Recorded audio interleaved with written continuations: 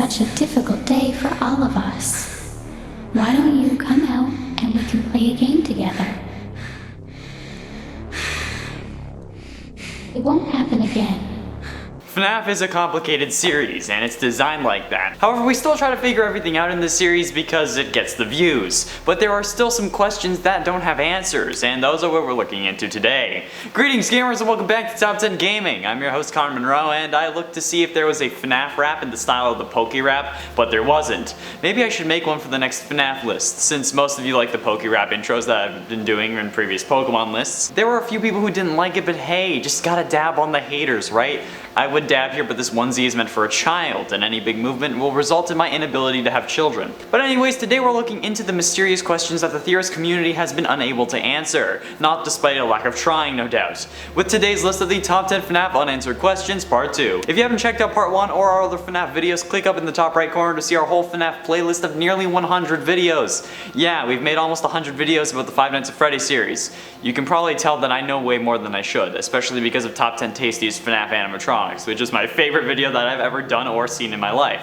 If you're new, hit subscribe. It's free and you can always get a full refund if you get bored of us, so there's no harm in trying it out. Okay, let's do it. And at 10, what's going on with the movie? The FNAF movie has been in talks for a long time. Honestly, I didn't even know when this thing was announced, but the FNAF movie has been floating in the air for ages. The most recent update was just matpat on Twitter talking to the creator of Blumhouse, who is the production company behind the movie, as well as movies like Paranormal Activity. But other than that, we only know that the script has been written and keeps getting rewritten, at least from my research. We don't know if this is the story of the games or the books, we don't know any casting, we don't know if matpat's involved, we don't know any story, there's no trailer, we have nothing to go on, but we're still waiting patiently. And the pandemic doesn't help. Everything got pushed back so it's impossible to know what's happening, especially when Scott won't let us know. And at 9, when will Security Breach release? Security Breach was recently announced at the PS5 event that happened last month. However, we only got a cinematic trailer, which was just a load of panning backwards throughout certain rooms, but we never got a release date.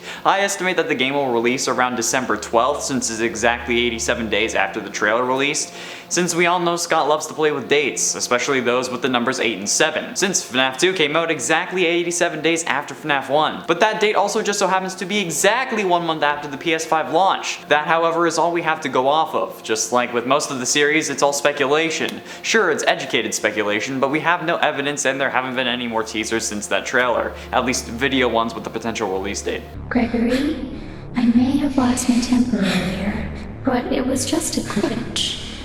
It won't happen again. And at 8, who is the game developer? In FNAF Help Wanted, the latest game in the series, we learn about the rogue indie game developer who made the FNAF games in Universe. He was confirmed to exist in Universe and looks like Scott, but Scott confirmed that, well, yes, he used his own picture, the character isn't him. It's another character in Universe that just looks like him, but that means that we have no idea who they are. Is their name Matthew Patrick, like good old matpat, or could it be the Matt from Bunny Call, the one who was designing a FNAF VR game called Springtrap's Revenge? Or could it just be Scott and he's throwing us off? I mean, it's not that big of a question, but getting the answer to this could also help us get the answer to more questions from the series. If it's Scott, why would he lie? If he's matpat, what does that mean for the series? And if he's meant to be Matt from Bunny Call, could we expect a Springtrap's Revenge game in the future? All good questions, but none are on this list. And at 7, what is William's plan? We all know that William is somehow in the form of Glitch Trap. He did something like latching his soul onto a motherboard or something along those lines. However, we don't know what his plan is to get out. William is a selfish man, that's why he's willing to kill. But we don't know what his plans on doing this while he's in game, or if he's planning to get out. We learned from Tape Girl that he's trying to escape through you. Some people say he's trying to swap with you and use your body to get out, but I've already proven that's not the case, and when he does merge with you, you can still play the game, indicating that he hasn't left into the real world. But we also know he's possessed Vanny, or is controlling her in some way. She's a reluctant follower after all. But William won't leave all the killing to someone he may not be able to control 100%. He would need to escape, but how could he do that? That's the question, and we have no idea. Perhaps we'll learn more on Security Breach. And at 6, are the Glam Rock animatronics good? In the Security Breach trailer, we hear who is presumably Glam Rock Freddy say that Vanny has found them being him and Gregory, assumingly the main character of the game. However, this begs the question, do we know for sure that they're good? The FNAF franchise has always shown the animatronics as the enemy, and the fact that they were created by Afton doesn't help the fact that they are probably evil. Sure, Afton didn't make these specific ones perhaps,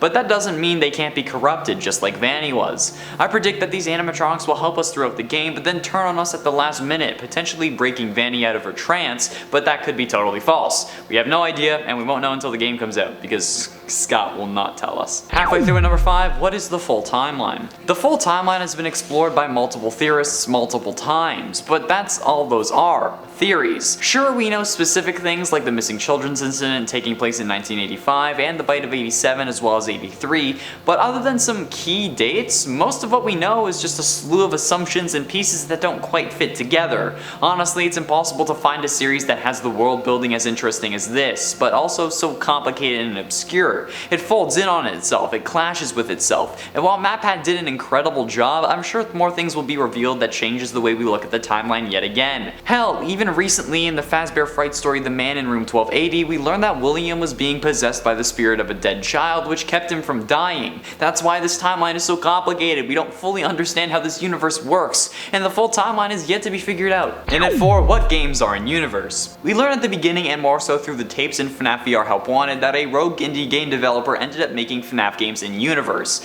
The confusing thing is that, does this mean that we need to forget about the original FNAF games? The first 6 FNAF games could totally be forgotten about unless the games that were made in universe aren't the actual games we play. And just because the games are the same doesn't mean that they're fake. That was just thrown in to probably throw us off. The games are one of the biggest confusion points for me because we don't know what the games are and if it makes an impact on how we work the timeline. Like, why would this be a thing? Why, Scott?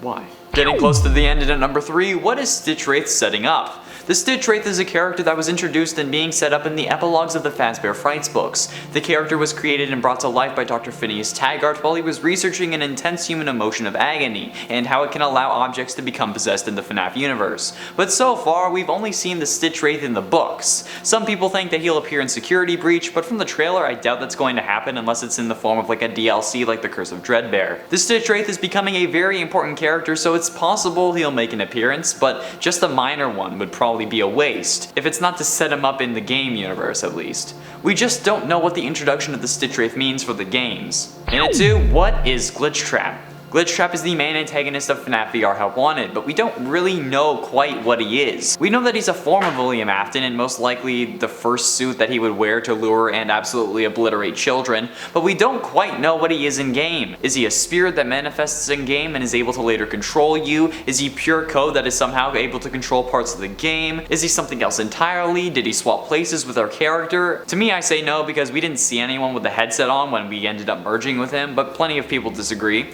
Did we actually merge with him? Does he shut us away in his brain? Is it our brain? Does he start controlling us? We know how he got into the game via William's spirit possessing a motherboard that was scanned for game code, but we don't know if Glitch Trap is code or a spirit. And we don't even know if he's able to escape. Finally, in at number 1, who is Vanny? We know that Vanny is a reluctant follower of Glitch Trap, probably some form of mind control, but we don't know who the woman behind the mask is. It could be Tape Girl, it could be someone we've never met, it could be the security guard from that Security Breach teaser oh so long ago, which would make sense given the title of the game. Possessing or controlling a security guard would absolutely constitute a security breach, but it could also be us. We know we play as a game tester in Help Wanted, and at the end of the game Glitch Trap merges with us, but is that him taking over our mind? Is that him stuffing us away into our own head? Are we Vanny? Are we Gregory's mother? Or someone else related to him? And is it the player who ends up becoming the reluctant follower? Well, we have no idea, and honestly Scott isn't going to tell us, at least until FNAF 15 is released, and he creates like a 4th timeline and someone who crosses through them all the time, thus showing us that every game takes place in its own timeline.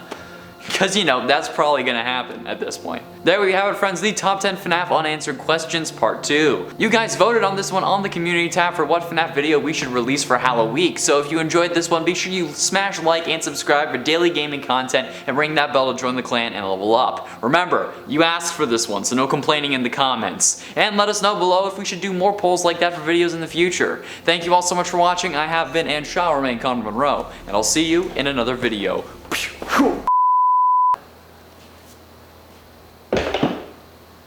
What the fuck? Spooky. Ooh.